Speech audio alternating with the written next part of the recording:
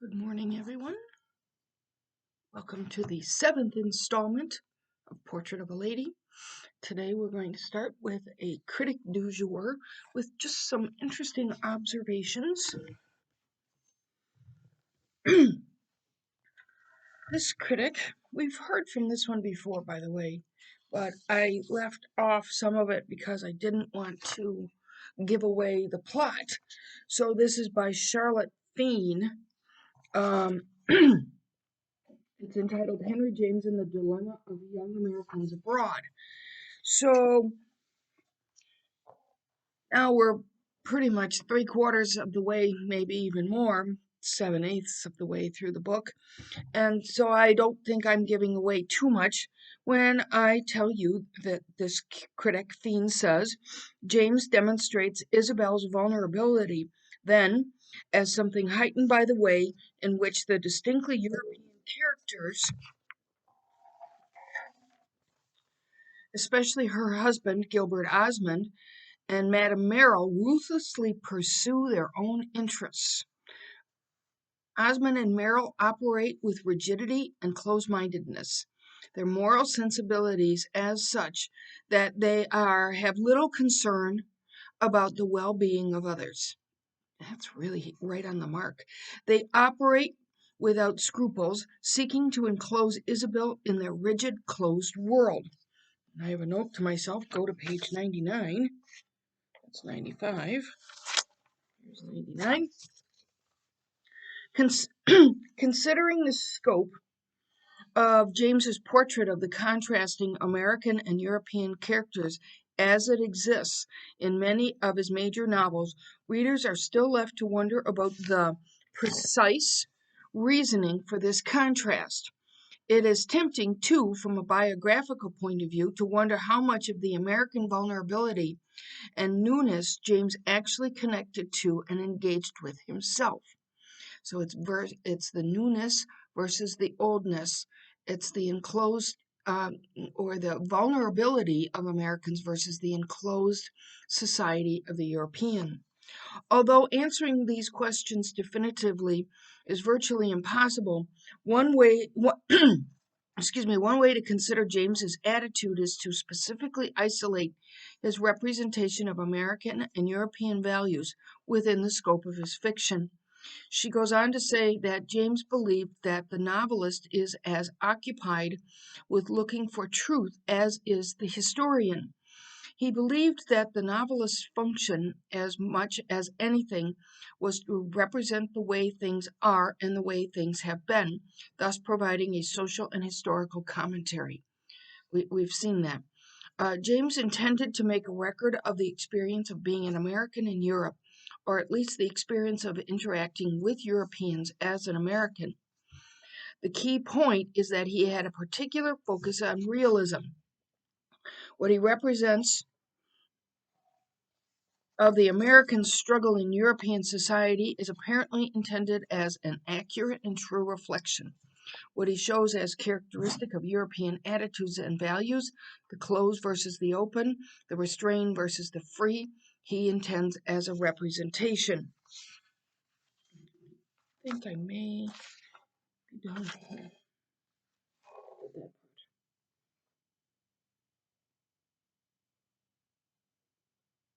Yeah, okay, so we're done with that one.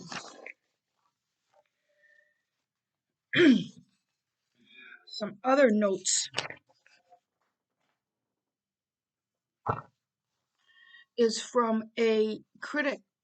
This is really interesting, I'm just going to say. This is by a critic named Donatella Izzo. I don't remember, I may not even have this person's connection. No, yeah, it's in a Critical Insights. It's entitled Banks, Museums, and Convents, Institutional Encounters in the Portrait of a Lady. This is really interesting. Isabel is portrayed as the quintessential self-reliant individual in R.W. Emerson's sense. intensely personal, but with a penchant for the universal, a charming individual, but also an emblematic representative of a newly empowered American self. Um, Something from Gora on that same line. Um, Donatella Izzo goes on and says Isabel voices an idea of the self as absolute, existing independently of any material or belonging to any outer manifestation. By registering the different ways in which they affect one's capacity or entitlement to enjoy the afternoon tea in the opening scene, James immediately proceeds to demonstrate the importance of circumstances, and circumstances is in quotation marks, incidents or events surrounding conditions, financial situations, family or class status, gender, age, and health, the determinants of our life as social beings in the world. So, all right, let me read you that beginning of that sentence again. Those factors which we see all set up in the beginning of the very beginning of the novel, by registering the different ways in which they affect one's capacity or entitlement to enjoy the afternoon tea in the opening scene, James immediately proceeds to demonstrate the importance of circumstances. Circumstances thus emerges as a philosophically fraught term, the focal point of attention between two opposite ways of interpreting life in the world. It is easy to recognize Ralph Waldo Emerson as the intellectual force inspiring Isabel's passionate defense of the self's incommensurability with that which is contingent. This is a quote. The man must be so much that he must make all circumstances indifferent. Every true man is a cause, a country, and an age. This is what Emerson writes in Self-Reliance and in his lecture on the Transcendentalist. So we go to Gora, who reiterates the same thing.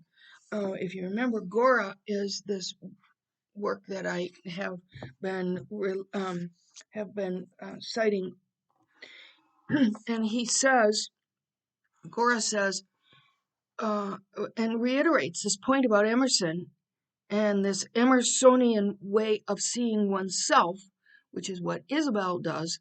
Whoso would be a man must be a nonconformist, Emerson writes in Self-Reliance, and adds that if you always scorn appearances, you also may. Isabel won't go as far as either Emerson suggests or Mrs. Touchett fears, but this new kind of young woman does want the freedom to determine the degree of her own conformity. She needs to know the limits of propriety. Remember, she asked that? So that she can choose. She needs to know other people's rules in order to make her own. She reserves the right to shape her own life, and at this moment, she more closely resembles the ambitious young men of the 19th century novel than she does most other fictional members of her sex. The exception, of course, is Henrietta Stackpole. Henrietta remains so closely in step with her public as never to go beyond the obvious. Nevertheless, she admires Isabel admires Henrietta's energy and assurance, taking her as a proof that a woman might suffice to herself and be happy. Henrietta has this kind of self-reliance that is Emersonian. I just thought this was so interesting. Um, how much can one individual be allowed to stand out? On the one hand, we share a belief that in a republic egalitarianism, we are all equal. On the other, we each have the freedom to pursue our own individual happiness, a freedom that quickly produces both a fierce sense of competition and the social divisions that arise from it. It is above all a dispute about the nature and limits of desire. Um, let's see, the pursuit of personal freedom that stands out as an integral part of American identity does indeed end by putting one at odds with the nation as a whole. There's nothing more American than wanting to choose. The most American thing of all is to insist upon choice, upon one's right to break the social compact. Self-reliance cannot go unfettered, and choice has its limits, limits that mark out one kind of American identity, sacrificing individual eminence to pursue a Main Street cohesion. So, if we think about Isabel as a Emersonian type self-reliant creature, we can see her within the context of Europe, and the Europe that is represented by Osmond and Madame Merrill. This is the same Ezo. Throughout the novel, Isabel's quest for an original relation to the universe, as Emerson had famously termed it in Nature, is relentlessly mediated and finally thwarted by an array of institutionalized codes and apparatuses, which affect her both generally as a socially embedded individual and specifically in ways that are both gender inflected and nationally marked. We are going to see this today when Henrietta offers the option for Isabel to divorce Osmond. She says she can't because she would be embarrassed, essentially. Focusing on the analysis of individual scenes in the novel, this Isabel Archer's trajectory as a series of confrontations with specific forms of institutionalized determinants, both material and immaterial. The bank, the museum, and the convent. So fascinating. Thus stand both as allusions to specific turning points in the protagonist's career and as shorthand signifiers of the corrosive power of social arrangements, namely those organized around economic capital, cultural capital, and the disciplinary operation of patriarchal ideology. The bank, the bank, museums, and convents, representations of these institutions. The bank is her financial status. It's a representation of it. The museums, here we go. One of the major culturally sanctioned sources of information and self-cultivation at the time was to travel to Europe and experience the museums. And then we have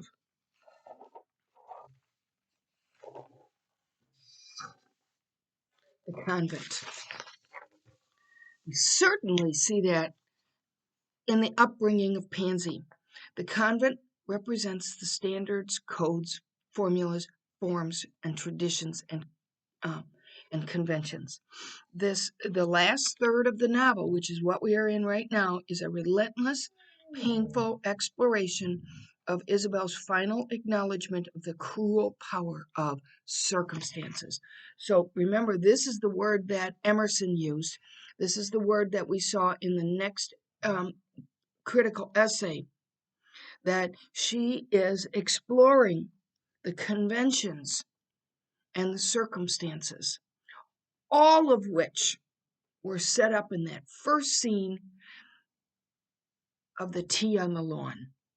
Circumstances. Let's see what else. I think that's all I have for today. I've got some more materials, but we can't explore that until next week because I can't give away. I don't want to give away the plot. This is all week. Oh no, this is. Yeah, I have all these notes to myself. There's week 8, but part of this I can say today. Oh, no, we can't do that. Okay. So let's go to the novel. And our section for today begins on page 445. I hope that's right. Sometimes I just never get it right. So this chapter is a very interesting revelation about Isabel's view of her marriage and the reasoning behind it and what she sees as its eventual decay, why it decayed the way it did. So she begins, one second, I have to turn on my overhead light. Okay, I can see very well. So this is page 445. She answered nothing because his words put the situation before her, and she was absorbed in looking at it. There was something in them that suddenly opened the door to agitation, so that she was afraid to trust herself to speak. Remember that we closed the last chapter with Osmond saying to her that he puts the whole situation of Pansy's marriage to Warburton in her hands. It is an unbelievable passive aggressive move because he is counting on her commitment, on Isabel's commitment to her marriage and her desire to be a good wife. He's depending on that. In other words, back to this Emersonian condition of circumstances. So if we go back to page 445, the suggestion from another that she had a peculiar influence on Lord Warburton had given her the start that accompanies unexpected recognition. She didn't even realize. Sometimes Isabel strikes me as so naive, but I think that that is a representation that James wanted us to see. We go down at the bottom where there's a nice metaphor. When he first came to Rome, she believed that the link which united them had completely snapped. But little by little, she had been reminded that it still had a palpable existence. It was as thin as a hair, but there were moments when she seemed to hear it vibrate. It almost seems like the thinnest string on a guitar is vibrating. She just didn't even realize. And then at the top of the next page, she has a new insight into her relationship with Warburton. Had he the wish to profit by the memory of the few moments of intimacy through which they had once passed? Isabel knew she had read some of the signs of such a disposition. Again, very naive. A few lines later, if he was in love with Pansy, he was not in love with her stepmother. That's what she's thinking. And if he was in love with her stepmother, he was not in love with Pansy. So it's an either or proposition for her. Was she to cultivate the advantage she possessed in order to make him commit himself to Pansy, knowing that he would do so for her sake and not for the young girl's? Was this the service her husband asked of her? And then she goes on and chronicles maybe some of the possibilities. At the end of this paragraph, Lord Warburton was as disinterested as he need be, and she was no more to him than she need wish. She would rest upon this until the contrary should be proved more effectually than by a cynical intimation of Osmond. We get a number of inputs here. One of the important ones is that she contrasts Osmond to Warburton.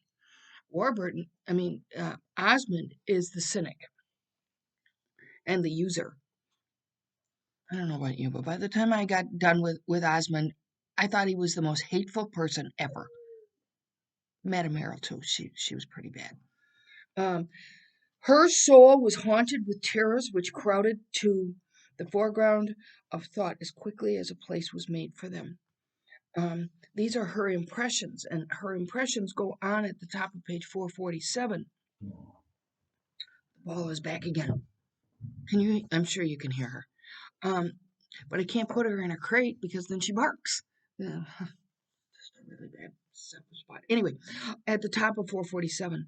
Besides this, her short interview with Osmond half an hour before was a striking example of his faculty for making everything wither that he touched, spoiling everything for her that he looked at.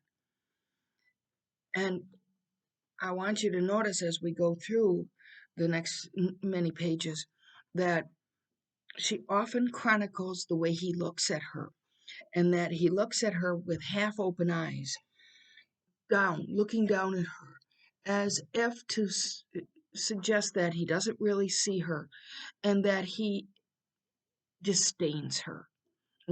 This appears at least twice in the next 20 pages. A few lines later, if it was as if he had an evil eye, as if his presence were a blight and his favor a misfortune. So an evil eye, the note tells you that this is a uniquely Italian way of seeing things. Honestly, my father-in-law used to talk about the evil eye. Was it the fault in himself or only in the deep distrust she had conceived for him? A few lines later, a gulf had opened between them, over which they looked at each other with eyes that were on either side a declaration of the deception suffered. Um, I read this summer, and I'm reading it again now as we go. But before that, I hadn't read it since graduate school, and the insight that James gives us into the decline of their relationship is, to me, it's fascinating. A few lines later, it was a strange opposition of the like of which she had never dreamed, an opposition in which the vital principle of the one was the thing of contempt to the other. The vital principle, of course, is her self reliance. It was not her fault. She had practiced no deception. She had only admired and believed, but she had admired and believed the facade he had created. It led rather downward and earthward into realms of restriction and depression. A few lines later, she gave her the feeling of failure. It was her deep distrust of her husband. This was what darkened the world. Suffering with Isabel was an active condition. So, as with other places in James, these very long paragraphs, while they're quite dense, they are very instrumental, very instructional, in conveying to us these characters' thought processes. And we begin to understand Isabel more in these chapters than we did earlier on. Um, when we saw her getting married to Osmond, or her decision, that she thought was admirable. She thought that she was marrying only for her admiration of Osmond.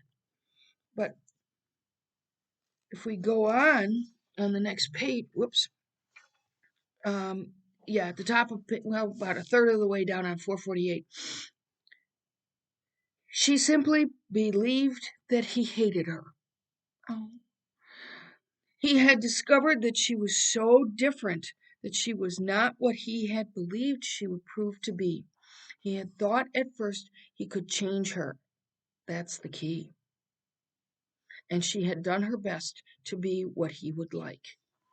Remember, she really understands that she's trying to be the good wife, but her own personality is causing her to resist. He had an ill will that he bore her. A few lines later, there were times when she almost pitied him, for if she had not deceived him in intention, she understood how completely she must have done so in fact. She had effaced herself when he first knew her. She had made herself small, pretending there was less of her than there really was. That is a star passage. She was so James is suggesting that She had, in fact, deceived him a bit, that she was not, that the bigness of her personality wasn't as big as it was. A few lines later, there's a nice metaphor, but she had seen only half of his nature then, as one saw the disk of the moon when it was partly masked by the shadow of the earth. Beautiful metaphor. She saw the full moon now. She saw the whole man. Um, at the top of page 449, she had mistaken a part for the whole. I think that's just a fabulous way of describing it, because uh, uh, uh, uh, he was a put on, and we haven't, or James hasn't revealed to us yet what was the motivation. We don't get it. A few lines later in the next paragraph on page 449, she had a vision of him. She had not read him right. So these big paragraphs in this chapter show us what she was thinking when she got married and what actually has been revealed to her. Um, he was poor and lonely, and yet that somehow he was noble. That's what she thought. And then down at the bottom of this page, at the bottom, her money had been a burden, had been on her mind, which was filled with the desire to transfer the weight of it to some other conscience. So we began to see that maybe she felt a little bit bad about having all of this money suddenly. What would lighten her own conscience more effectually than to make it over to the man who had the best taste in the world? That was her motivation. And then at the top of page 450, he, meaning Osmond, would use her fortune in a way that would make her think better of it, rub off a certain grossness which attached to the good luck of an unexpected inheritance.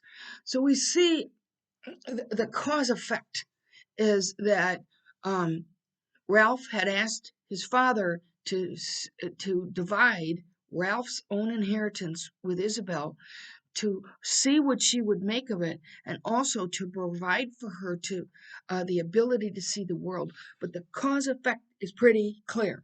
She felt that her inheritance was a bit gross. That's the word. A bit over the top, overdone, and all the circumstances that follow circumstances uh, are the result. Next paragraph. Isabel's cheek tingled when she asked herself if she had really married on a factious theory in order to do something finely appreciable with her money. 2 lines later, but she was able to answer quickly enough that this was only half the story.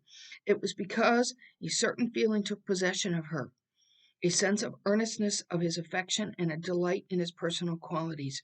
He was better than anyone else.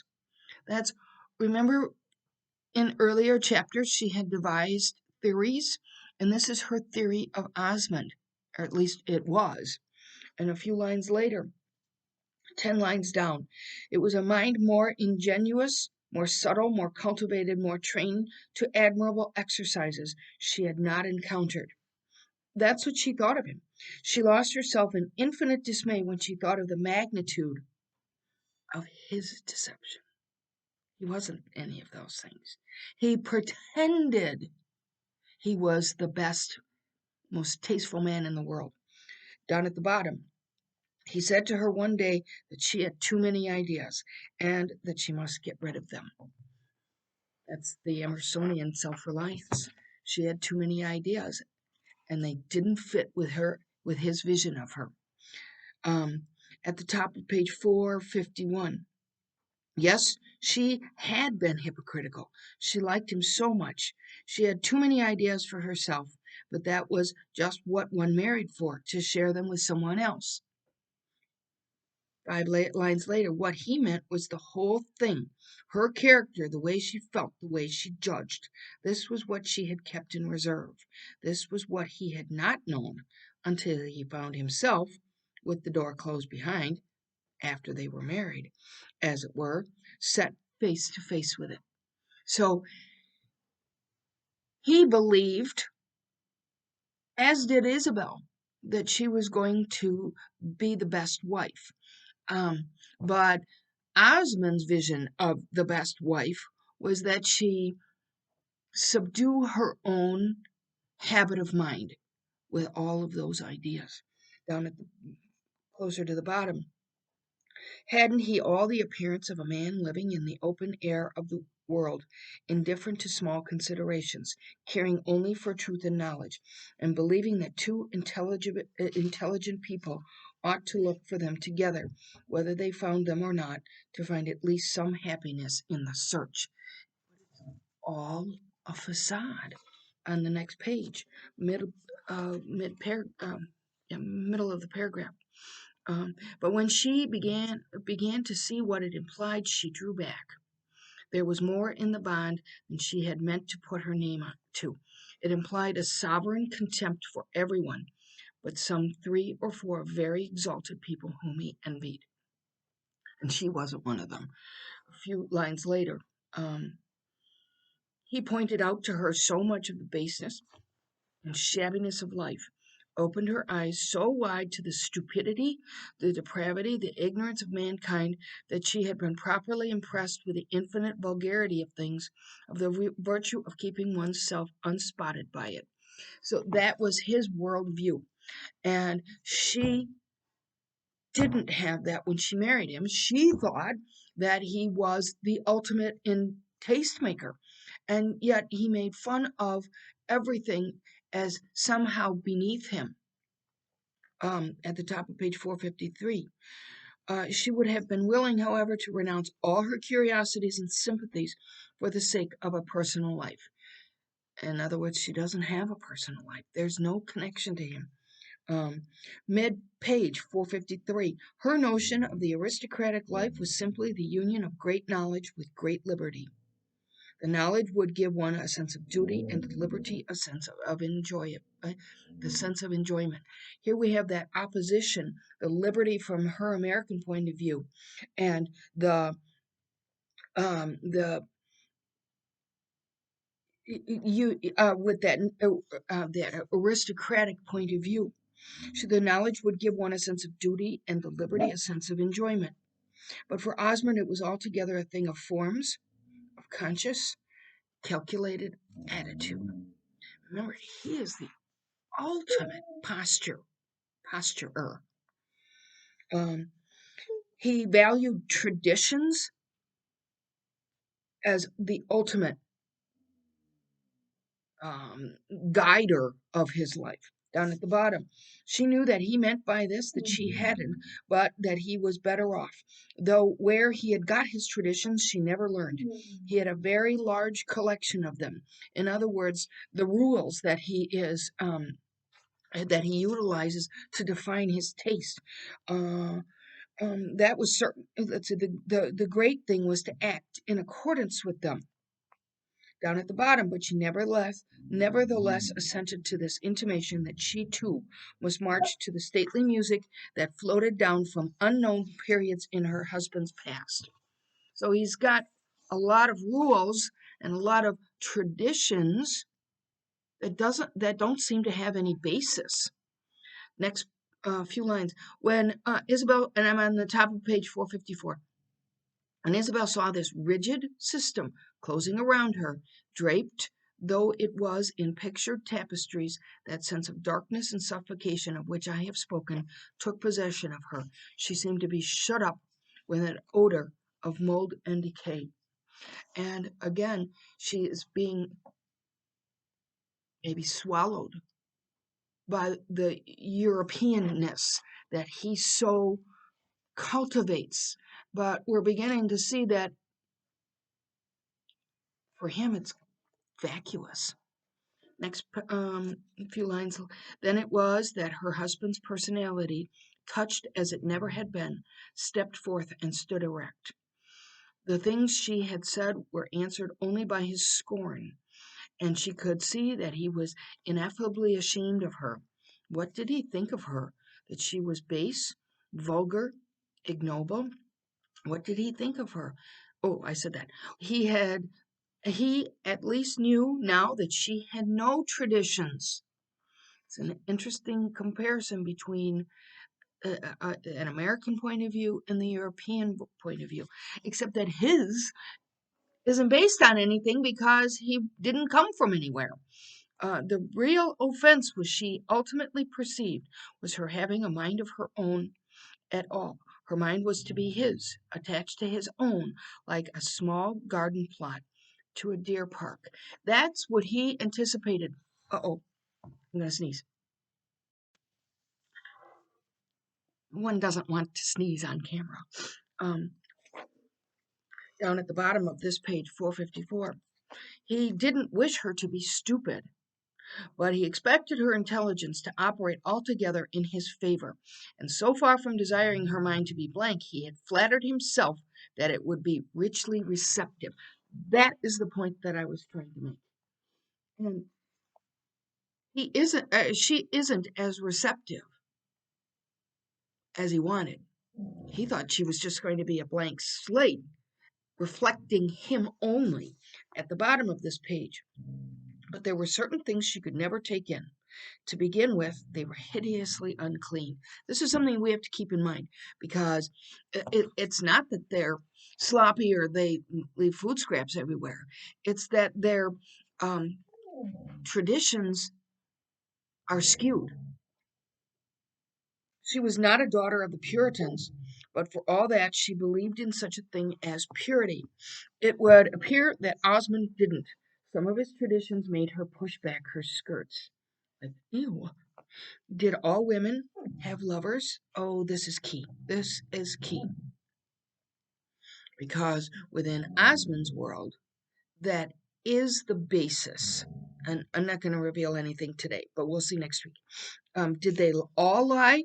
And even the best have their price? Were there only 3 or 4 that didn't deceive their husbands? Don't forget about Countess Gemini. She apparently has stepped out and had a reputation for it. There was the taint of her sister-in-law.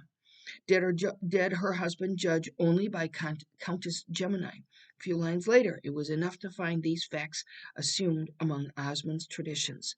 And that's what that line means about them being unclean. These were his traditions. This is something that he anticipated. He scorns her because of some of his beliefs, some of his traditions. And he thinks that she is vulgar and traditionless, whereas she thinks his traditions are unclean and outside of what she thinks is moral. At the bottom of page 455, it was very simple. He despised her. She had no traditions and the moral horizon of a Unitarian minister, as if she's rigid and stuck on her moral traditions or her moral conscience. What was coming? What was before them? We don't know. Then over on page 456. How could anything be a pleasure to a woman who knew that she had thrown away her life? Yikes. So now we know that she knows. At the bottom of this page. He made her feel the good of the world. He made her feel what, oh, this is Ralph. Ralph, in this instance, is compared to Osmond. The author tells us, or the narrator says, he made her feel the good of the world. He made her feel what might have been. If we look, I always tell people, don't call me on Sunday morning. I'm always taping a lecture. But, of course, somebody does. Over on page 457, at the end of this very long paragraph, she didn't wish him to have the pain of knowing that she was unhappy. She's talking about Ralph. That was the great thing, and it didn't matter that such knowledge would rather have righted him. So she's going to try and keep to herself that she's unhappy. And we're going to see her doing this several times over the course of the next couple of chapters, trying to keep to herself that she is unhappy. At the end of this chapter, on page 458, but even then she stopped again in the middle of the room and stood there gazing at a remembered vision, that of her husband and Madame Merrill grouped unconsciously and familiarly. This is a vision that you have to remember. If you haven't gotten to the end of the book, this is an important recognition by Isabel. Next chapter, there's a nice metaphor. Let's see, this is where Pansy's determined to be a good girl. We know that she's been brought up in the convent where everything is structured by convention, that her father wants her to only be a good girl. We know that he is horrendously passive aggressive with Pansy. We see that with his treatment of Isabel, but we begin to think that that is also his conduct with Pansy. We are revisited by Edward Rossier. We know that Pansy seems to love Rossier, that they are similar creatures. He's a little less limited than she is, but not much. He's also not pretentious. He's not, well, he's a little pretentious, but he does seem to love Pansy. And if we look over on page 460, we have a conversation between Isabel and Rossier. He says, am I talking to Rossier here? I think so. Yes. Sorry, I forgot where I was. I esteem you very much, but I am not in love with you. What I mean by that, of course, is that I am not in love with you for Pansy, at the top of page 461. But she suddenly felt touched. Her own unhappiness, after all, had something in common with his. Young love struggling with adversity. So there's kind of a parallel. He's being thwarted by Pansy's father. Pansy wants to do what her father wants her to do. And in fact, Isabel tells us on page 461 she will never disobey her father. Then, mid-page, then he walked away, holding up his head, and the manner in which he achieved this sacrifice to expediency convinced Isabel that he was, in fact, very much in love. And she knows that there are deeper forces at play. Go over to the next page, right in the middle, page 462. Warburton comes back on the stage. And Warburton, at this point, is considering marrying Pansy. How far that goes, we don't quite know yet. He stood there with his handsome, easy, important physiognomy, and as Isabel observed him, it came over her, as it had done before, that it was strange a man of his importance should take an interest in a little maid. That's what she's being called. It struck her as a great incongruity. Neither Pansy's small fascinations, nor his own kindness, his good nature, not even his need for amusement, which was extreme and constant, were sufficient to account for it. She can't quite figure out what does Warburton want with Pansy. Not sure. At the next page, let's see.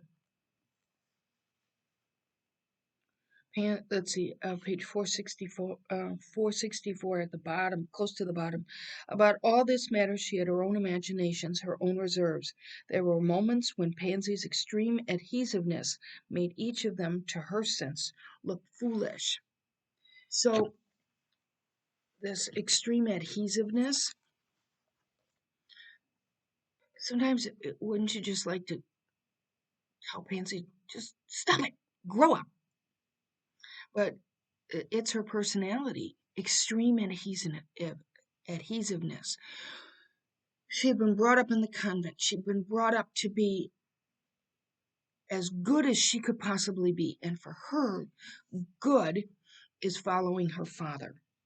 At the bottom of page 464, perhaps as regards some of them, it was because her doing so appeared to reduce them to the absurd. So remember that Pansy is committed to being good and committed to adhering to Isabel. So she's going to try to be as good and as cooperative as possible.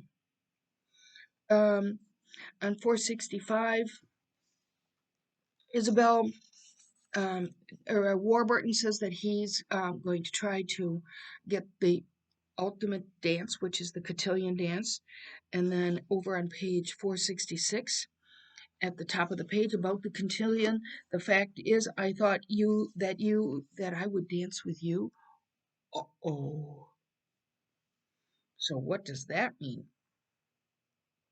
So there is this underlying tension that we think perhaps Warburton is hanging around Pansy in order to get close to Isabel.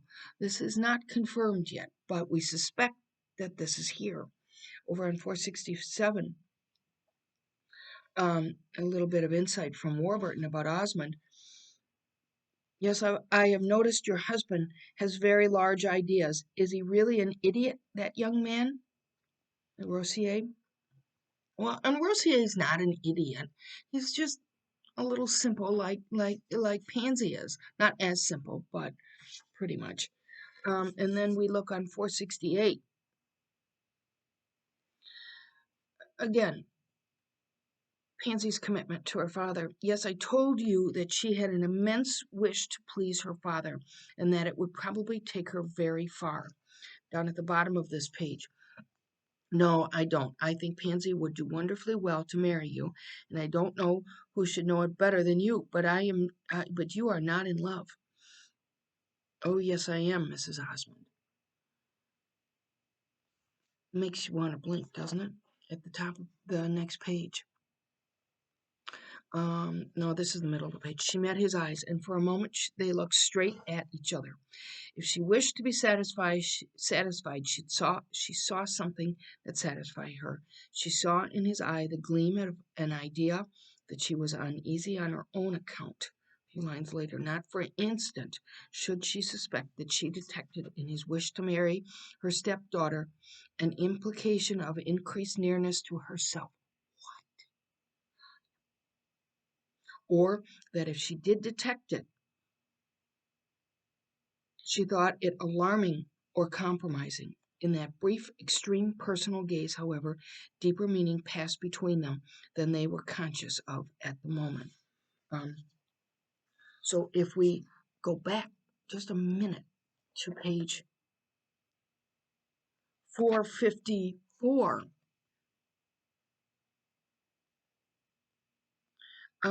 let's see, what was I meaning? Oh yeah, that was that a reference. I wanted us to remember that on page 454, there is something weird about her perception. Her perceptions aren't weird, but she thinks that all these people are hideously unclean. And we think back from this passage to that point. That there's something between the two of them, though they can't acknowledge it. Mrs. Osmond is Mrs. Osmond, and Warburton is apparently looking at Pansy. Page 470. Don't speak of him. I will do what I can for you. I am afraid it won't be much, but what I can, I will do. Oh, is she back to, yeah, we're back to Warburton. In the next chapter, speaking of people who are a little unclean, we're immediately given a description about Countess Gemini. I think she's hilarious. Um, let's see, she's kind of inconsequential, but I mean, her husband is inconsequential. She married a count. We don't know much about him, but this is an example of another bad marriage. Um, she's not allowed to go to Rome. She lives in Florence, which is a smaller version. Um, I mean, Florence now is it's quite a beautiful place, but Rome is the seat of history. She is not allowed to go there. Her husband is pretty ignorant, doesn't have much. All he does is lose at cards, essentially. On the next page, she heard a great deal about her sister in law and knew perfectly that Isabel was having a beautiful time. So she's kind of, I picture her circling around and trying to get into this Roman society, but not able to. And a few lines later, Osmond didn't want her. That she was perfectly aware of. So the sister says that her brother Osmond doesn't want her to stay with them. But she would have gone all the same. After all, she didn't care two straws about Osmond, but her husband wouldn't let her. A few lines later, it appeared to her that, different as they were in appearance and general style, Isabel and she had a patch of common ground somewhere, which they would set their feet upon at last. So we recall how when we first met um, the Countess, it appeared as if she was an advocate of Isabel's own well-being, and it appears that that is still there, even though the Countess is a bit of a dunce. Um, and she's one of those unclean people who steps out a bit. Next paragraph. Or no, it's still at the same paragraph because the paragraphs go on forever. In reality, Isabel would as soon have thought of despising her as of passing a moral judgment on a grasshopper. I thought that was hilarious. That's that's the Countess Gemini, is kind of a grasshopper sort. At the top of 473, the Countess seemed to her to have no soul. She was like a bright shell with a polished surface in which something would rattle when you shook it. This rattle was apparently the Countess's spiritual principle, a little loose nut that tumbled about inside of her. I loved that metaphor. You can really understand the Countess by contemplating that empty shell with the rattle inside. Um, uh, Down towards the bottom of 473, she was curious, moreover, for one of the impressions of her former visit had been that her brother had found his match in Isabel. Before their marriage, she had been really sorry for Isabel, so sorry as to have had serious thoughts, if any of the Countess's thoughts were serious, of putting her on her guard. Remember that? That was early on. But she had let that pass, and after a little she was reassured. Osmond was as lofty as ever, but his wife would not be an easy victim. The Countess was not very exact at measurements, but it seemed to her that if Isabel should draw herself up, she would be the taller spirit of the two. What she wanted to learn now was whether Isabel had drawn herself up, and it would give her immense pleasure to see Osmond overtopped. I thought that was an immensely interesting insight. And remember how James is doing this. We get these big paragraphs, long paragraphs, and we know that we're going to get some interior insight. And even the Countess can give us a view of their marriage. Um, the the interesting thing is that on the next couple of pages we get some insight from the Countess of Henrietta. Henrietta, remember the newspaper girl from the United States. She's the only modern one, since she was the daughter of a defunct poetess. Um, she's brisk and businesslike. The top of 475. The Countess says, "Dear me," cried the Countess, staring and half alarmed. "I had no idea I ever said anything remarkable. I wish I had known it." And I wrote to myself in the margin, Ditz, Ditz. She's a dingbell.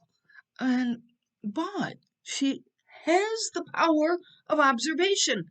The brilliance of James's characterizations is that these characters are not the flat stereotypes that they might have been. So even the Countess has some valuable insight into her brother's marriage to Isabel. Mid-page 475. Do you know, I am rather sorry you didn't mention my name. I should have rather liked to see my name in the papers. I forget what my views were. I have so many, but I am not ashamed of them. I am not at all like my brother. I suppose you know my brother? He thinks it is a disgrace to be put into the papers. And she kind of relishes it. Over on page 476, Henrietta says, Isabel ought to resist, said Miss Stackpole. I'm afraid she has changed a great deal. I told her she would. When Henrietta was resisting Isabel early in the novel, we maybe thought she was a little too fearful of Isabel's potential for change. I mean, she's in Europe, there's a whole different point of view. She's got money now. And now, however, Henrietta's fear from many chapters ago that Isabel was going to change for the negative might in fact be worth paying attention to. If we look over on page 477,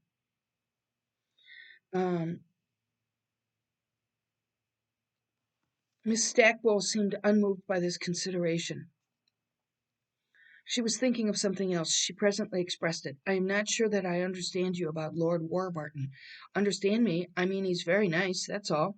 Do you consider it nice to make love to married women? Henrietta inquired. Remember, this is back to that hideously unclean. The Countess stared, and then, with a little violent laugh, it's certain that all the nice men do it. Get married, and you'll see. So we know that what's her name? The Countess does step out, but it's perfectly acceptable. It's perfectly acceptable. At the top of page 478, you don't understand me, she said after a while. I haven't the idea that you seem to suppose. I am not afraid for Isabel in that way. I am only afraid she is unhappy. That's what I want to get at. And down at the bottom of page 478, well, if Osmond isn't enjoying himself, I flatter myself I shall discover it, said the Countess. A few lines later, I do immensely. If Isabel is unhappy, I'm very sorry for her, but I can't help it. What did she go and marry him for? That's what the Countess says. If she had listened to me, she would have got rid of him. I will forgive her, however, if I find she has made things hot for him. If she has simply allowed him to trample upon her, I don't know how that I shall even pity her.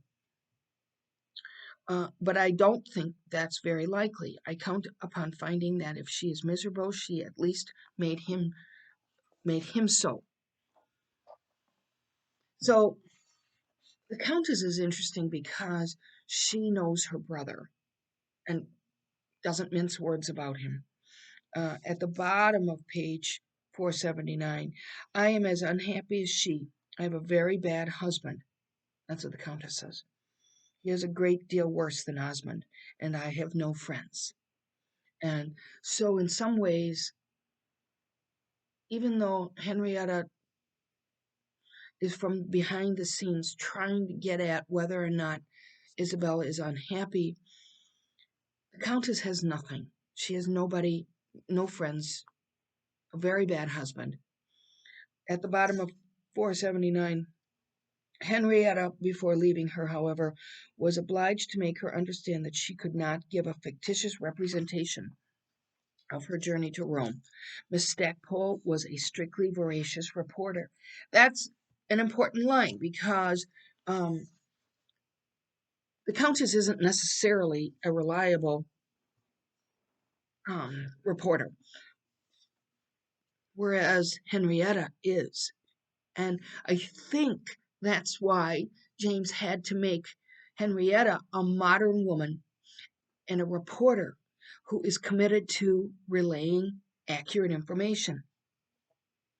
Um, at the well, this is about a third of the way down. It is our privilege to look over her shoulder, and if we exercise it, we may read the brief query, "Could I see you this evening after a few moments on a very important matter?" She is contacting Mr. Goodwood, who has reappeared in Rome. And I meant to print a picture of this picture that Henrietta likes, but she goes to the Uffizi Gallery, and at the gallery is a painting that she really admires. So she goes to the Uffizi.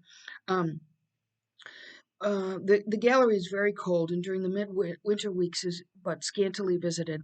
Miss Stackpole may appear more ardent in her quest of artistic beauty than she has hitherto struck us as being, but she had, after all, her preferences and admirations, as a way of explaining why she would have gone to the Uffizi, and in fact meets Caspar. She had a great sense of beauty in all ways, and it involved a good many intellectual obligations. Um, as a way of contrasting the Countess and Henrietta, who we just left the Countess, so James is clearly suggesting this to us.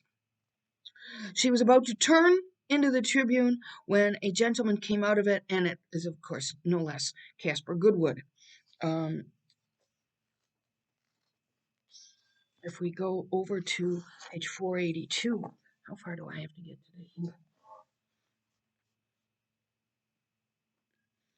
Goodwood hesitated. "You are taking trouble now." "Yes, I am some. I want you to consider whether it is better, on the whole, that you should go to Rome." Um,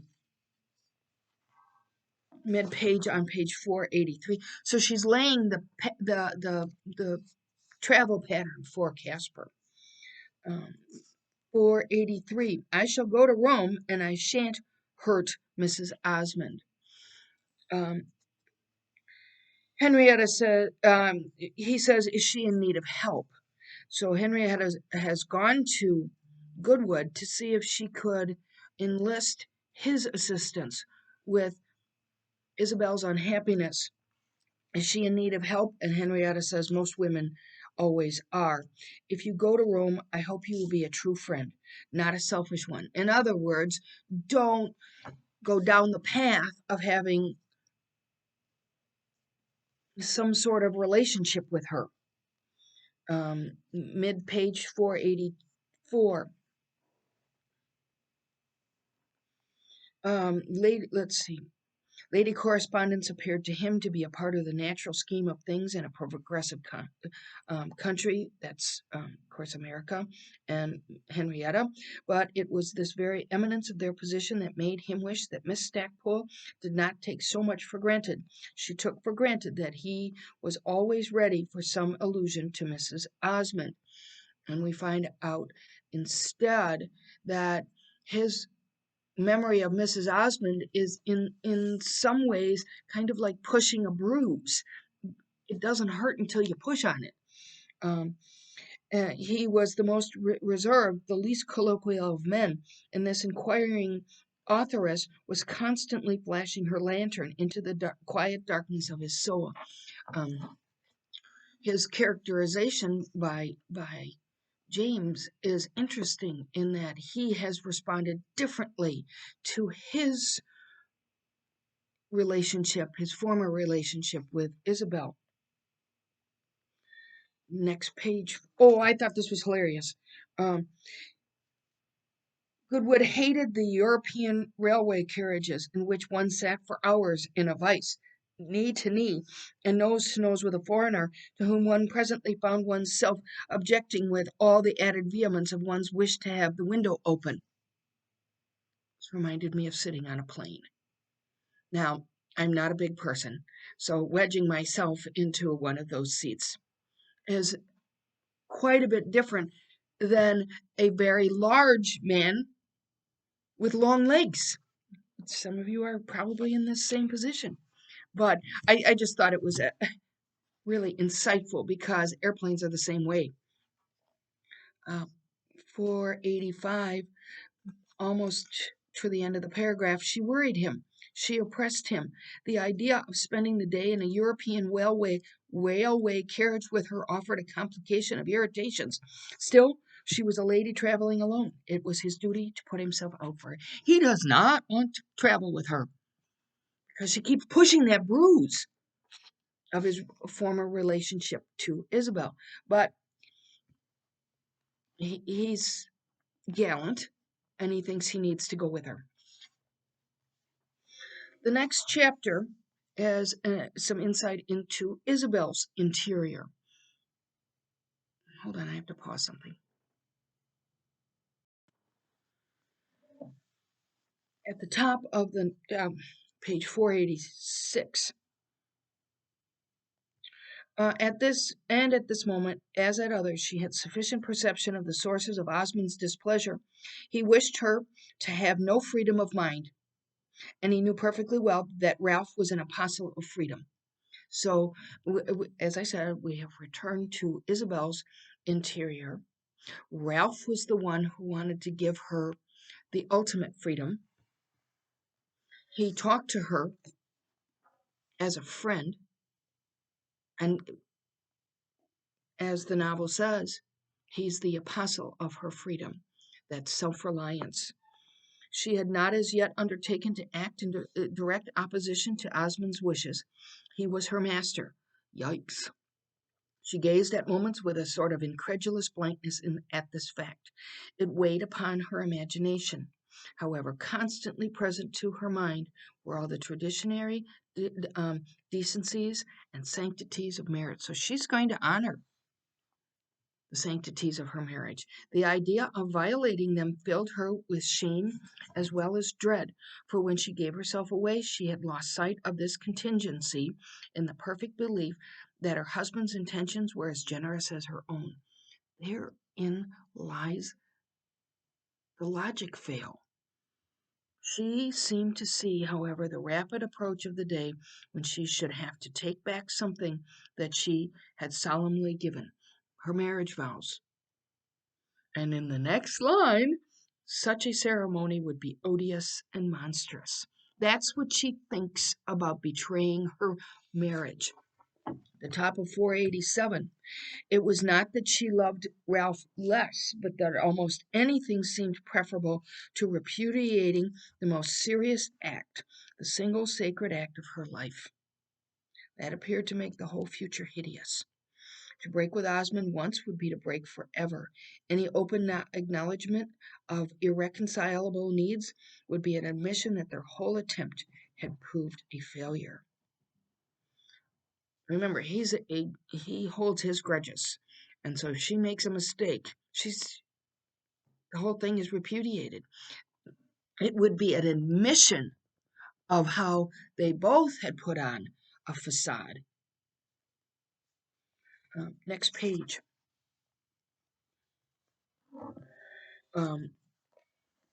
Isabel stared a little. I thought you knew. Lord Warburton tells me he desires to marry Pansy. This is a conversation she's having with her very own husband. I told you that before without eliciting a comment from you. You might risk one this morning, I think. Is it your belief that he really cares for her? Oh, no, she's talking to Ralph. For Pansy? He cries. No. Ralph hesitated a moment, and he essentially opens the window that he cared for you, Mrs. Osmond. She doesn't even get it. She didn't realize. At the top of 489, it was the first time she had alluded to the need for help, and the words took her cousin with their violence. He gave a long murmur of relief, of pity, of tenderness.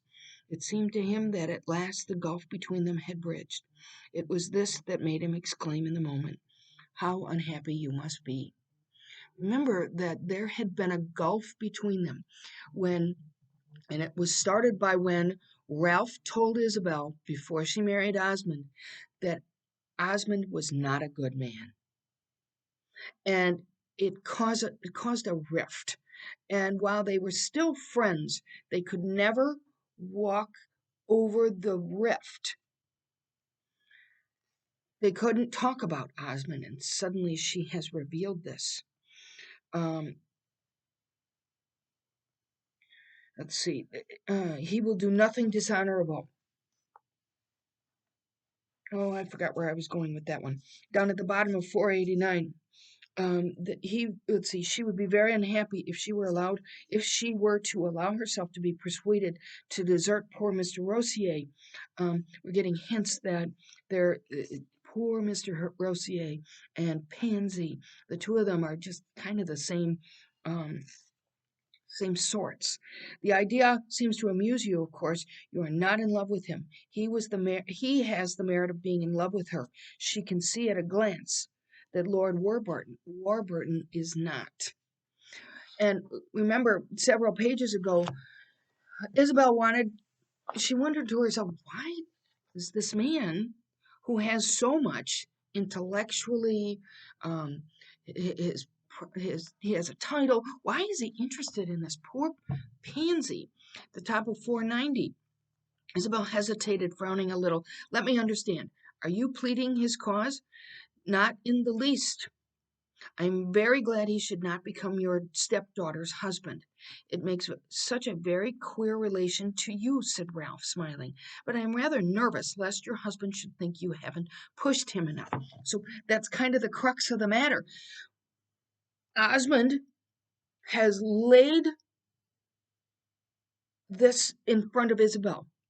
You need to make him marry Pansy. And yet, Ralph is suggesting that, as we have suspected, that Warburton is interested in Pansy only so far as he can be closer to Isabel. So Ralph has seen this as well. We've suspected this. Down at the bottom, here are the questions that are in at Ralph's mind. What had she come for then, and why did she seem almost to offer him a chance to violate their tacit convention? Uh, in other words, they're not going to talk about Osmond. Why did she ask him his advice if she gave him no liberty to answer her? How could they talk of her domestic embarrassments as it pleased her humorously to designate them? Isn't that domestic embarrassments? Um, that's putting it way behind a cloud um, of not acknowledgement. If the principal factor was not to be mentioned, these contradictions were themselves but an indication of her trouble, and her cry for help just before was the only thing he was bound to consider. So then, in the next paragraph, he says, do you know what his interest in marrying Pansy off to Warburton will make him say? It's Isabel's in a very bad spot. She shook her head rather dryly, not discouragingly, and he went on, it will make him say that your want of zeal is owing to jealousy. Pansy marrying Warburton. So that's the weapon that Osmond will take. Pansy reappears. Again, James emphasizes her um, commitment to being the perfect daughter. Pansy was already dressed. She was always in advance of the time. It seemed to illustrate her pretty patience and the graceful stillness with which she could sit and wait. Commitment to this conventional way of living that she knows pleases her father. On page 492, right in the middle of the page, what Isabel wished to do was hear from her own lips that her mind was not occupied with Lord Warburton. But if she desired the assurance, she felt herself by no means at liberty to provoke it. The girl's father would have qualified this as rank treachery. She can't avoid. She has to stay within her commitment to Osmond. Um, The girl's father would have qualified this as rank treachery, and indeed Isabel knew that if Pansy should display the smallest germ of a disposition to encourage Lord Warburton, her own duty was to hold her tongue. So Isabel is kind of circling around Pansy, trying to figure out if Pansy has any interest in Warburton. At the bottom of page 492 is an interesting reference, metaphor, I suppose. She looked to Isabel like a childish martyr decked out for sacrifice and scarcely presuming even to hope to avert it. So, in this case, Pansy could be sacrificed. Then, if we go to page 493, about 2/3 of the way down, Pansy presently told her that the only thing she wished in life was to marry Mr. Rossier. He had asked her, and she had told him that she would do so if her papa would allow it. Now her papa wouldn't allow it. What the heck is she going to do? I don't know.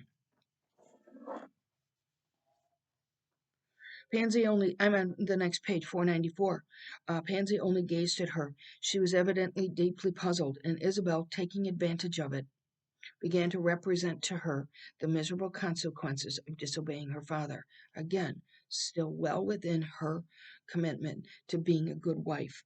At the end of that paragraph, there was only the sweetness of fidelity to Edward Rossier and a strange, exquisite intimation that she could prove it better by remaining single than even by marrying him. So, poor Pansy. That's all we can say. At the bottom of this page, your having so little is a reason for looking for more. Isabel was grateful for the dimness of the room. She felt as if her face were hideously insincere. She was doing this for Osmond. This was what one had to do for Osmond.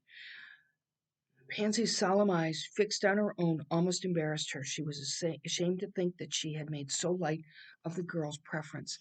So Isabel's in a very bad spot.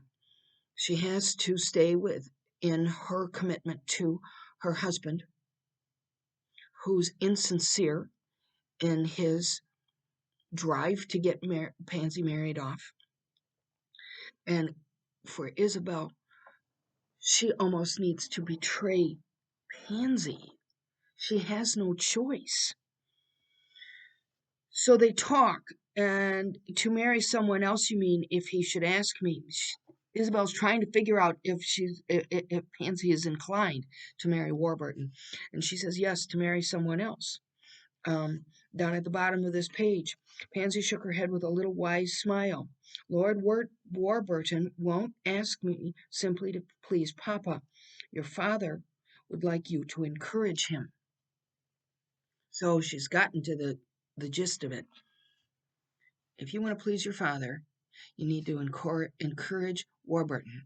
Your father's not going to let you marry Rossier, and this is what you have to do. And yet she's already said that she would rather remain single. Top of 496. There was a conviction in the way she said this, and a felicity in her believing it, which made Isabel feel very awkward. She felt accused of dishonesty, and the idea was disgusting. To repair her self-respect, she was on the point of saying that Lord Warburton had let her know that she was in danger of receiving a proposal. But she did not. She only said, in her embarrassment rather wide of the mark, that he surely had been most kind and friendly. And Pansy said, yes, he's been kind and friendly. Next paragraph, he knows I don't want to marry. That's what Pansy said. Wow. He wants me to know that he therefore won't trouble me. That's the meaning of his kindness. So it appears as if Pansy and Warburton have already an understanding. That is all we have said to each other, and he doesn't care for me either. Ah, no, there is no danger. Isabel was touched with wonder at the depths of perception of which this submissive little person was capable. She felt herself afraid of Pansy's wisdom. I think this is really insightful. because we remember that James doesn't create stereotypes. Pansy, in this case, is a truth speaker. She's speaking the truth. A few lines later, so long as he believes that Lord Warburton intends anything of the kind you say, Papa won't propose anyone else, and that will be an advantage to me, she said very lucidly. The truth speaker. There was something brilliant in her lucidity, and it made Isabel draw a long breath. It relieved her of heavy responsibility. Pansy knows that as long as Lord Warburton is circling out here like a satellite, Pansy is free because they have an understanding, and Warburton won't propose to her, and no one else can propose to her because that's against her father's rules. Nevertheless, it still clung to her that she must be loyal to Osmond, that she was on her honor in dealing with this daughter. This harkens us back to that observation that Isabel made, that some of these people are hideously unclean, and yet she's going to stay true to herself. Next chapter, she's talking. Isabel's talking to Warburton. Warburton is still pursuing the. I mean, what's his name? Osmond is still pursuing the Warburton angle. You expect too much of me. Ah, yes, I expect a great deal of you. He's so sinister I can't even stand him. Mind you, he's a character in a book, but he really makes me mad. I'm afraid I shall disappoint you, she says. My expectations have survived a good deal of disappointment. In her. Of course, I know that. Think how I must have disappointed myself. Because she's violated her self reliance. If you really wish to capture Lord Warburton, you must do it yourself. For a couple of minutes, Osmond answered nothing. Then he said, That won't be easy with you working against me. He's accusing her of thwarting him. He had a way of looking at her again. This is the eyes thing, with half closed eyes, as if he were thinking of her but scarcely saw her, which seemed to her to have a wonderfully cruel intention. It appeared to recognize her as a disagreeable necessity of thought, but to ignore her for the time as a presence. He's just repudiating everything that she is. I accuse you of not being trustworthy.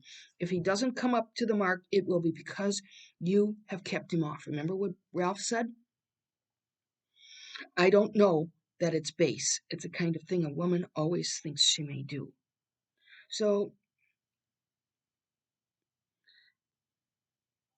it makes us think about Countess Gemini, how she has stepped out. And in this case, he thinks that she's in that same category. And while not stepping out, so to speak, she's thwarting him. And she says, how much you must wish to capture him. I love the language. She's used that word twice now. At the bottom, they made a comparison between Osmond and herself, recalled the fact that she had once held this coveted treasure in her hand and felt herself rich enough to let it fall. Warburton. A momentary exultation took possession of her, a horrible delight in having wounded him, for his face instantly told her that none of the force of her exclamation was lost. And so she's sort of stuck it to him. And we secretly are thrilled for her. The next page 500, it starts at the bottom of 500 and goes on till 50. It goes on for quite a while to 503. It is Warburton has appeared, and Osmond and Isabel are hosting Warburton, and this whole page, couple of pages, is all of the small talk that Warburton takes. He talks about them coming to visit him, and didn't she want to see Garden Court once more? And we're not getting pages and pages and pages of dialogue. We're just getting the questions and small talk of Warburton, and we are also getting the implied responses from Isabel and Osmond down at the bottom of 501. On the other hand, one usually said a lot of things one shouldn't, simply from a sense that one had to say something, like what's going on right this minute. Okay, that's at the bottom of page 501. That's what's going on here. Then we switch points of view. James merges the points of view to the top of page 502. I have to pause here. Isabel is outside barking, but she barks by squeaking. So, hang on one second. Oh,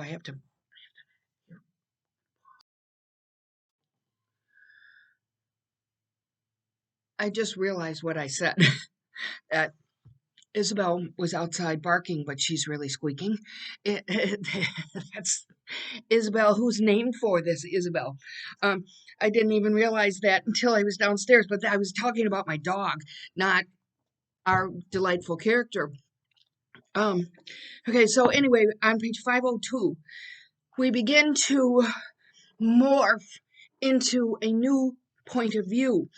And we morph into Isabel's point of view. She was very glad for him. She liked him quite well enough to wish him to appear to carry a thing off. He would do that on any occasion, not from impudence, but simply from the habit of success. That's Warburton. Warburton has had a history of success. But then we go to Osmond. On the other, she had a perfect consciousness of, we're not going to Osmond, but we're inside Isabel's interior, making observations about Osmond.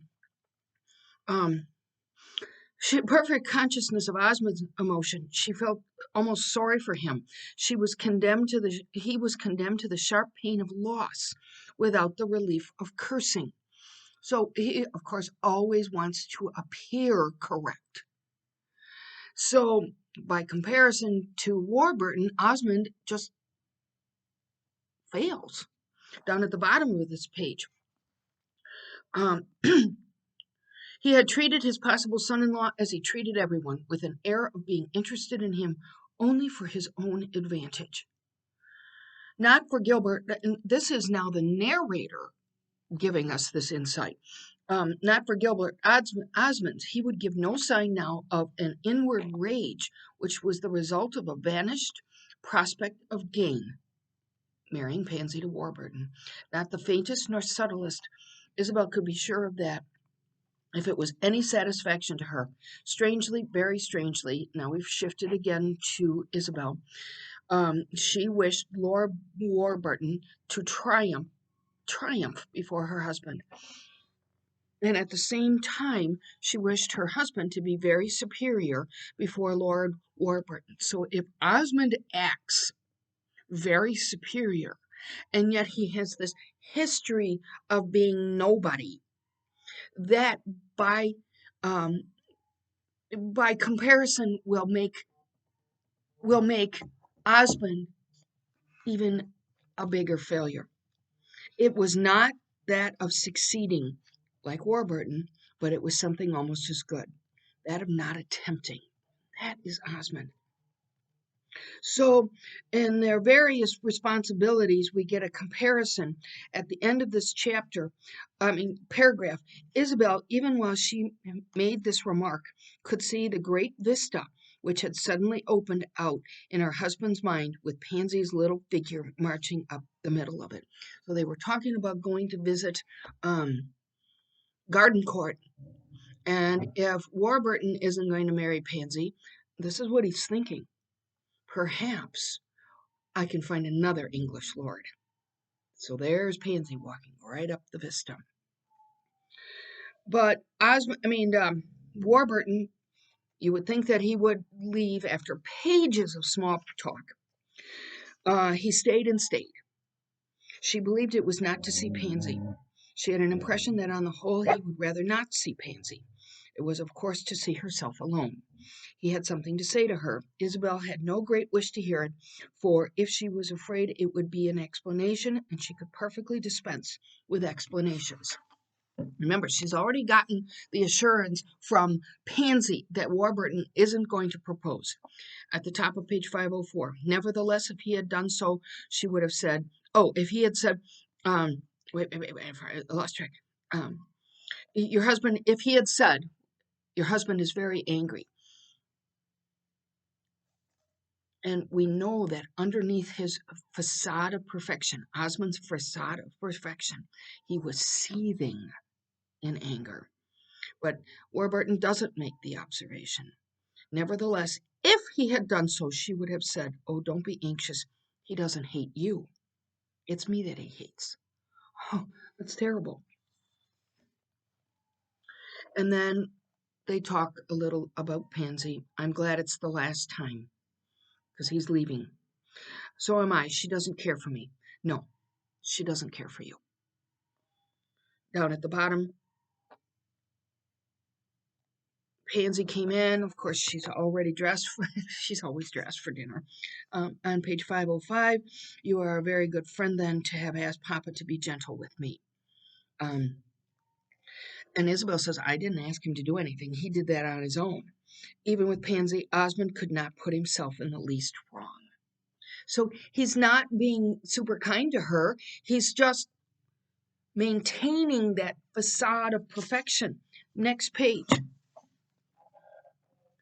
Osmond makes the observation, I think you're trying to humiliate me, Osmond went on. It's a most absurd undertaking.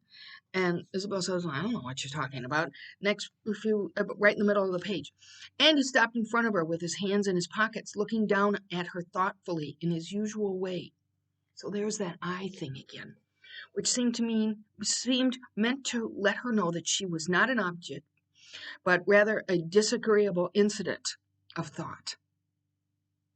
That's actually the third time that we have seen him looking at her like that. Over on page 507, she had spoken of his insulting her, but it suddenly seemed to her that this ceased to be pain. He was going down.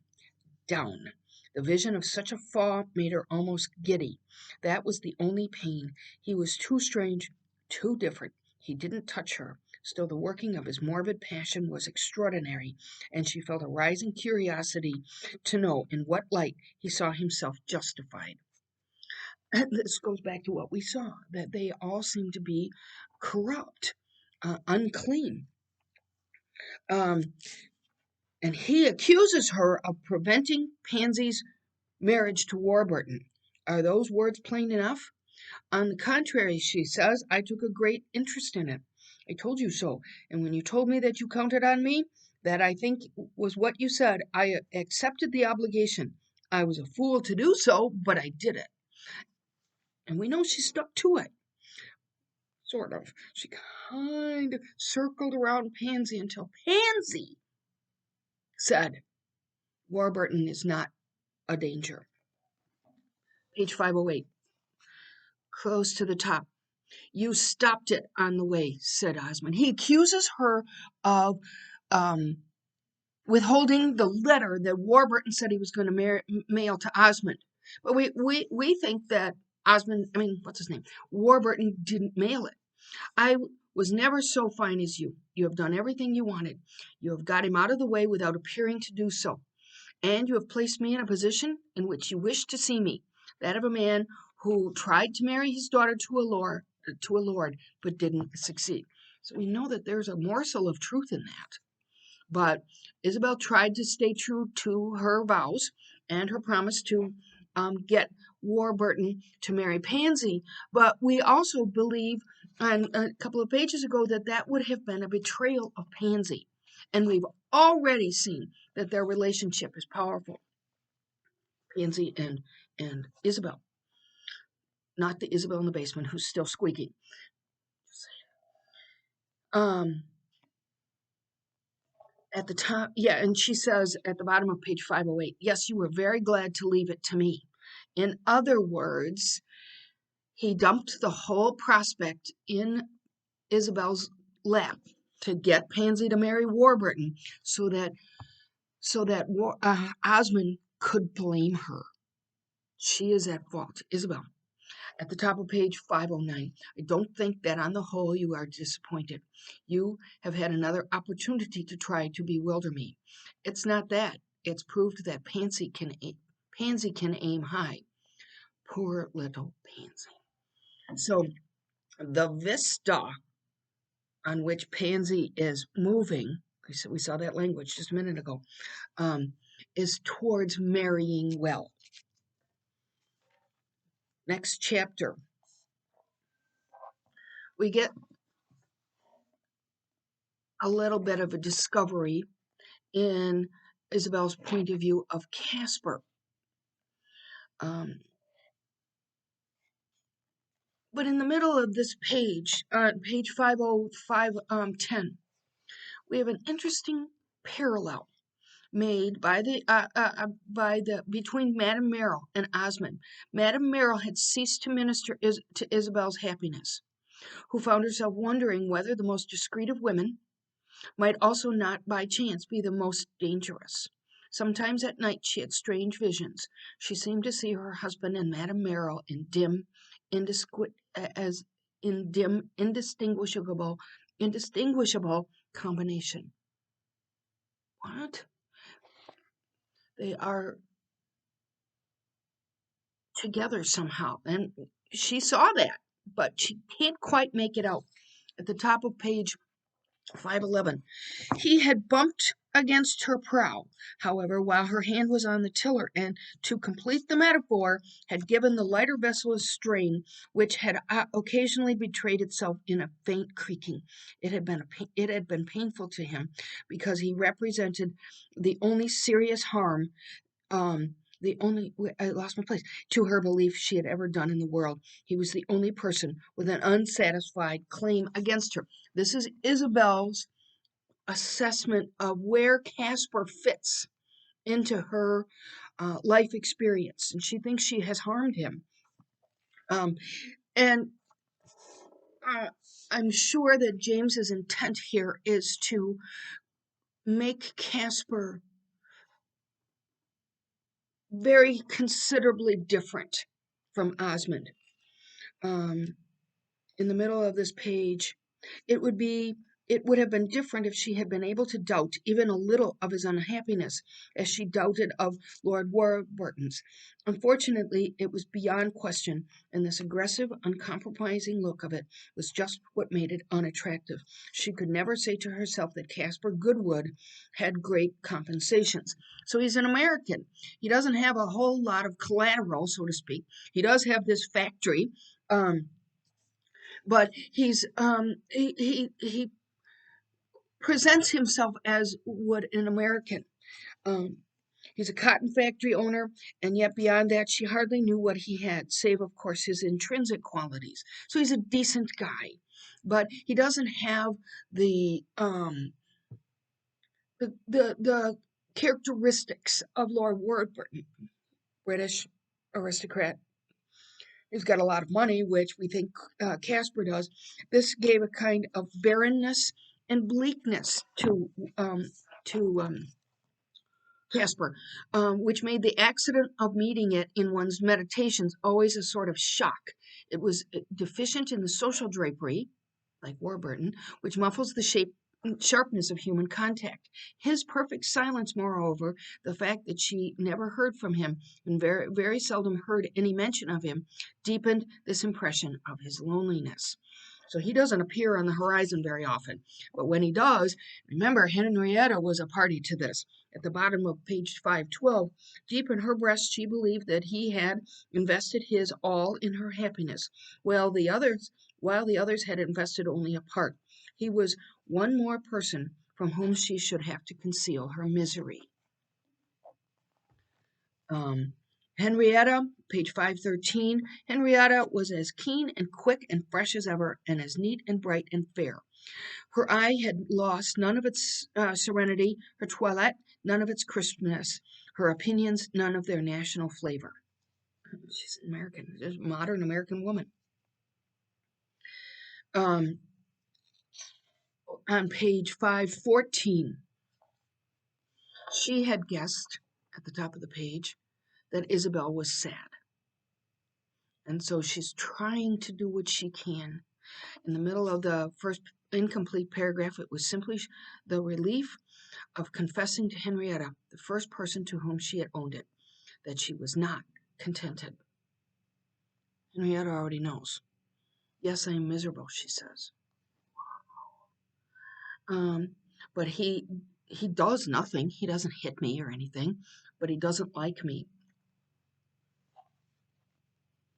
She says, Henrietta is, why don't you leave him? She says, but I can't publish my mistake. I don't think that's decent. I would rather die. I've got something for you. I don't know what great unhappiness might bring me to, but it seems to me that I shall always be ashamed if she were to leave him. One must accept one's deeds. I married him before all the world. I was perfectly free. It was impossible to do anything more deliberate. One can't change that way. She continues, no, I don't like him. I can tell you because I am weary of my secret, but that's enough. I can't tell all the world. Henrietta gave a rich laugh. Don't you think you are rather too considerate? It's not of him that I'm considerate, it's of myself.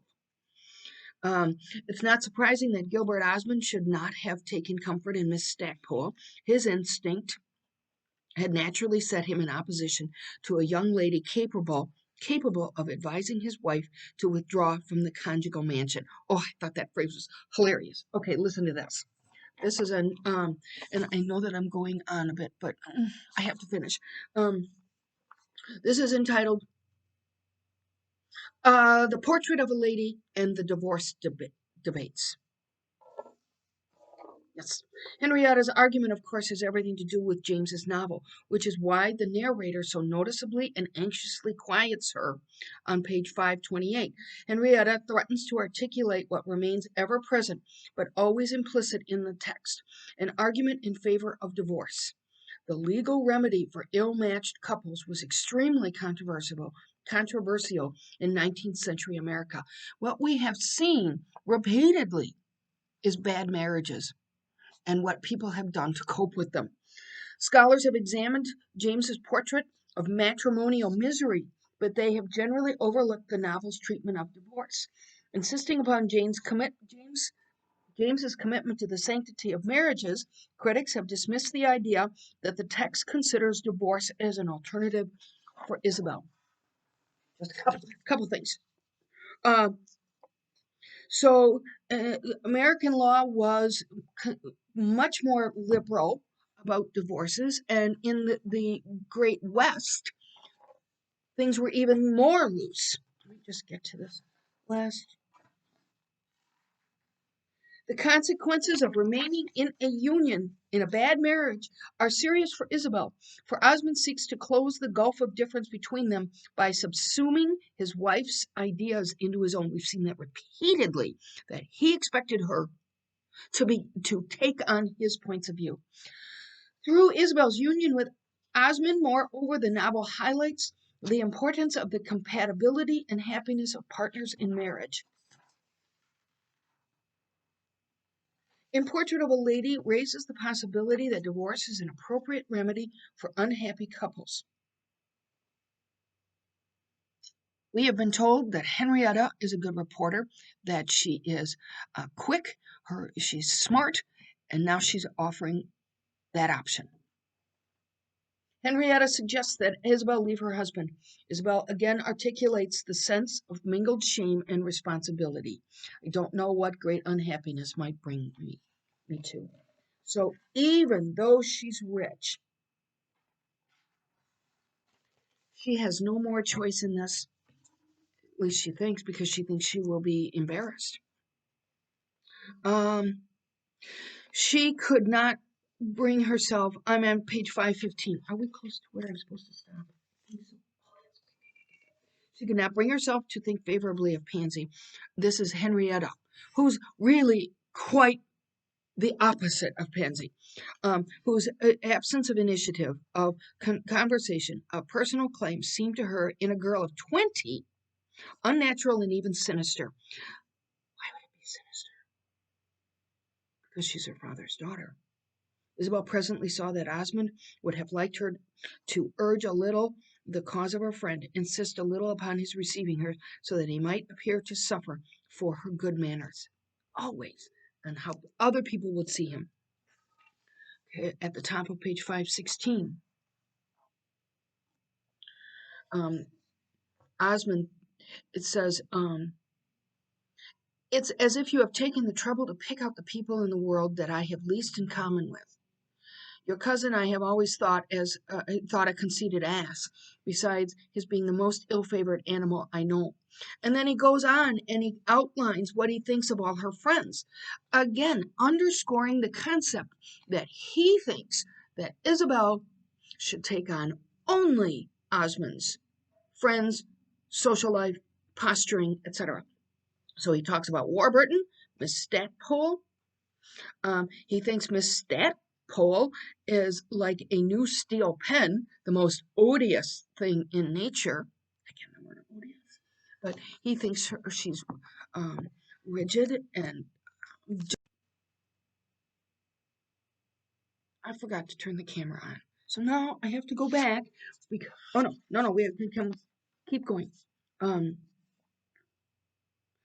okay, so on pages 516 to 517, we get Osmond's view of Isabel's friends, Henrietta, Warburton, even Ralph. He thinks he's just an odious ass. And she let Isabel know that Caspar Goodwood had discovered for himself that she was unhappy. Oh, that's Henrietta. Um, Henrietta talks about Mr. Bantling. Um, we get some views of America from an English point of view. It's typical. And we saw that you can see this in a note, but he thinks that all maids, chambermaids, were either farmers' daughters or all farmers' daughters were chambermaids. Stereotypes all that the British have of Americans.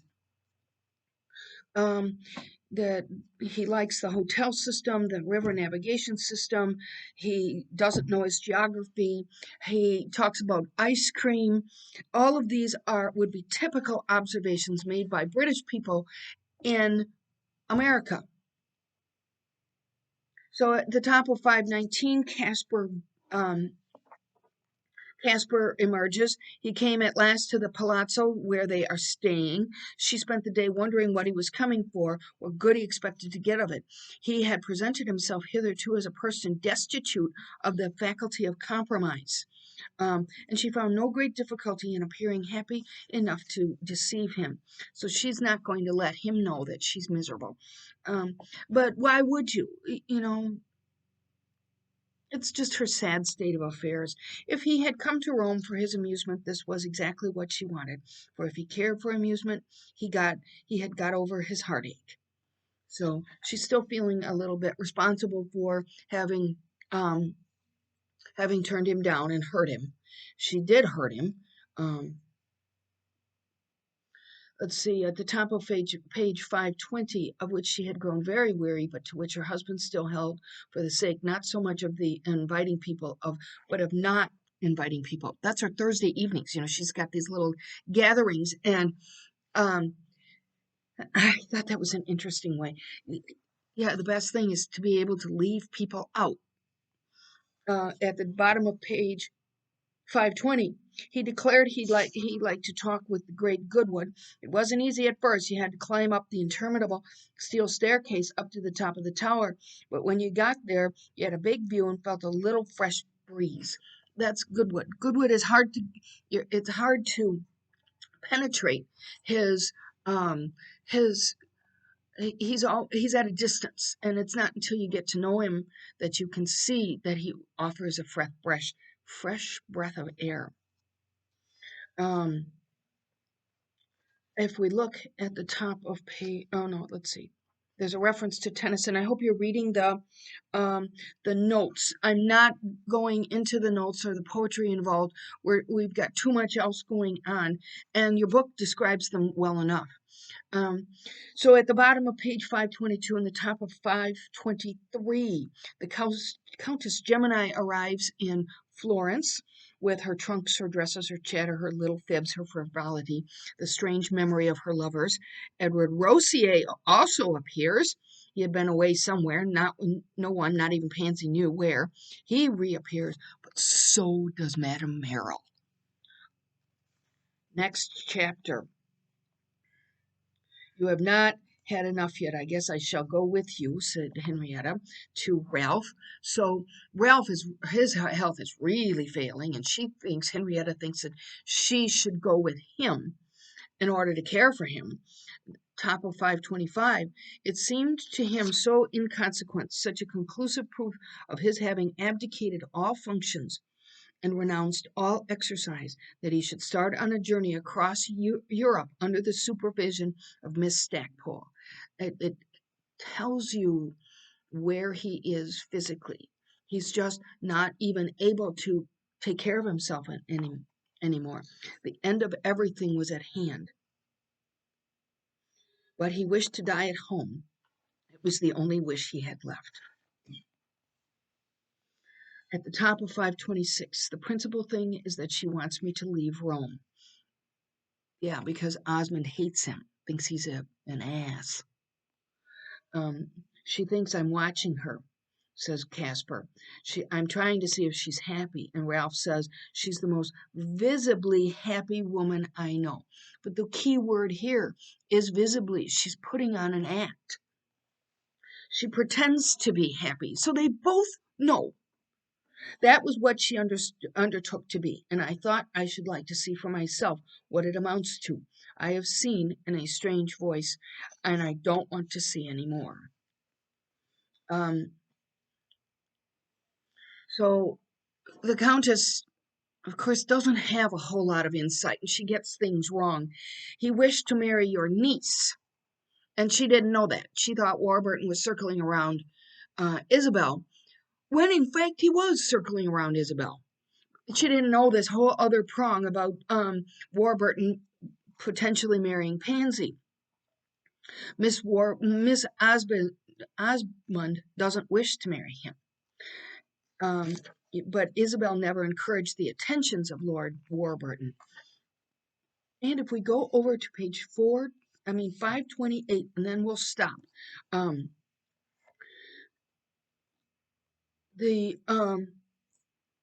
the middle of the page, you have had no encouragement. In this case, I should give you the greatest. Leave your husband before the worst comes. That's what I want you to promise. The worst? What do you call the worst? Well, before your character gets spoiled. And at the bottom of this, Henrietta says, nothing is more common in our Western cities, and it is to them, after all, we must look to the future. Okay, so let me read you a few things from this article about a strange opposition, the portrait of a lady, and the divorce debates. Henrietta's argument, of course, has everything to do with James's novel, which is why the narrator so noticeably and anxiously quiets her. So she says that you need to leave him, and then she doesn't say anything else. And we sure want her to, but she doesn't. This legal remedy for ill-matched couples was extremely controversial in 19th century America. And while it may have been somewhat more liberal in the out west, to say that it was an option for women is not true. Scholars have examined James's portrait of matrimonial misery over and over and over in this book, but they have generally overlooked the novel's treatment of divorce. And let's see, I'm just going to run through this. In Portrait of a Lady, in many ways, it has engaged in this debate. James handles the subject with great skill and subtlety. In Portrait, however, we see the beginning of a shift in James's thinking about the nature of marriage and the propriety of divorce. The novel's implicit case for divorce begins with the way in which it calls into question conservatives' faith that strict divorce laws make people more cautious and thoughtful about selecting their partners. When Isabel marries Osmond, she is entirely deceived about his real character. She thinks she is marrying someone whose mind is curious, generous, and expansive, only to realize after she is married that she was sorely deceived. Through Isabel's union with Osmond, however, the novel highlights the importance of compatibility and happiness of partners in marriage. Over and over and over in this novel, we have seen examples of bad marriages. The consequences of remaining in this union are serious for Isabel, for Osmond seeks to close the gulf of difference between them by subsuming his wife's ideas into his own. Um, if the portrait raises the possibility of divorce, that divorce is an appropriate remedy for unhappy couples. It says it with subtlety. A few chapters later, when Henrietta suggests that Isabel leave her husband, and that's right where we are now, page 528, Isabel again articulates this sense of mingled shame and responsibility. I don't know what great unhappiness it might bring to me. So, okay, for the rest of that, I will this next week. Um, See, it says week 8. Um, so I think I'll stop here now that I've gone on for practically 2 hours. If you have any questions, we will complete the book. I'm pretty sure we are completing it this week. Yes, we are. So next week will be the last installment, but enjoy your reading this week. I hope you're enjoying it as much as I have. And I will see you again next week. Have a good week.